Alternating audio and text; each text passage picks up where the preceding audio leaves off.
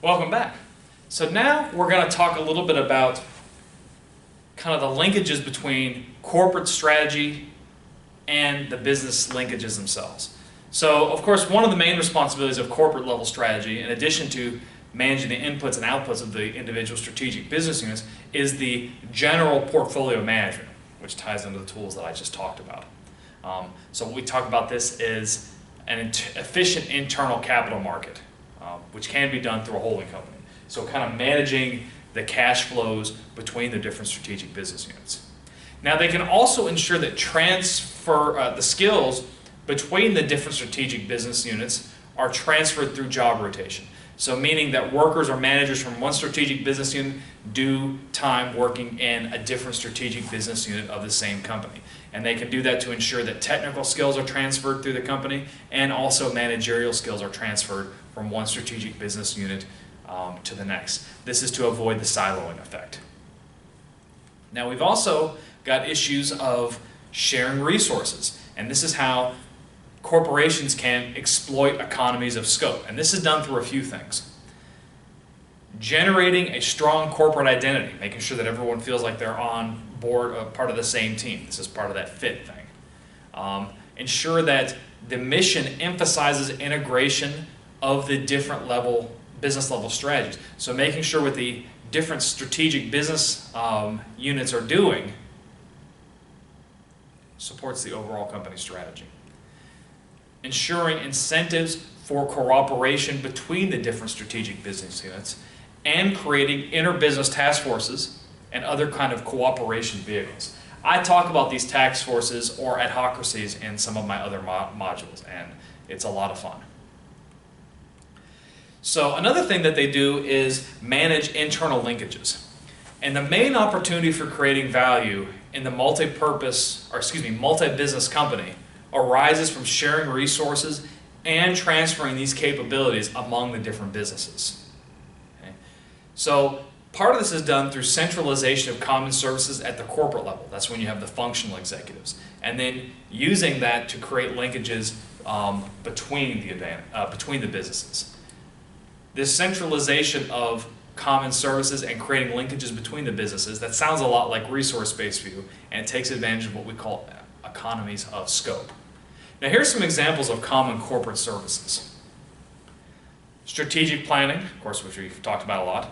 Financial control, cash and risk management, and internal auditing are great examples. But there's also things like research, engineering, legal services, human resources management, purchasing, administrative services, IT, all that kind of stuff can be shared. Now, it is true that on occasion, centralized services can lack the motivation to exploit cost efficiency potential and meet the needs of their internal customers. And so to fight this tendency, there is a creation of what we call arm's length relationships between the shared service organization and the business unit. So they're on the same team, but there's still a degree of distance to avoid what we call satisficing behavior.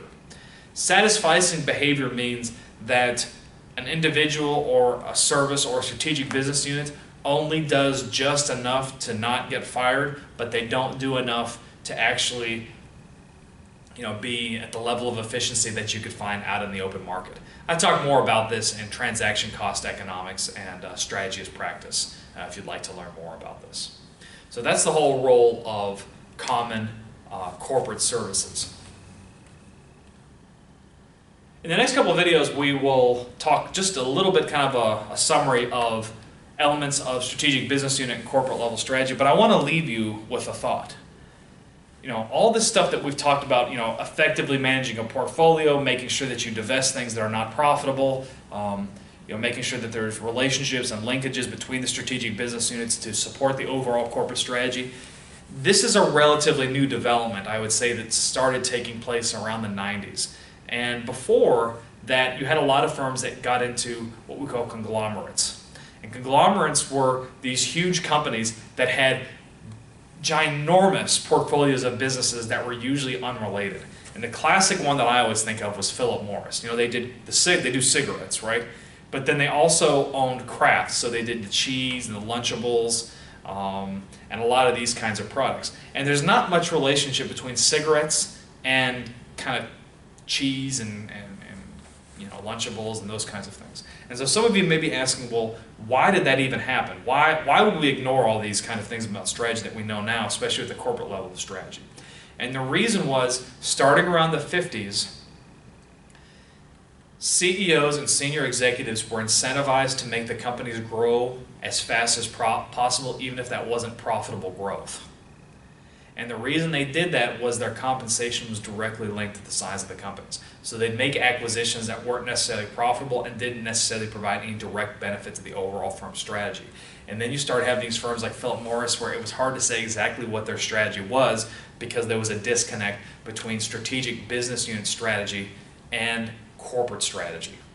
Now, fortunately from Philip Morris's perspective, they spun off Kraft and a lot of these other businesses, and now they're focusing more on the cigarette side of their organization.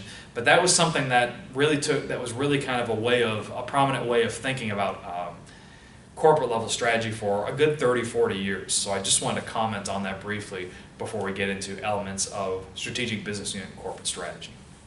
I'm looking forward to seeing you then.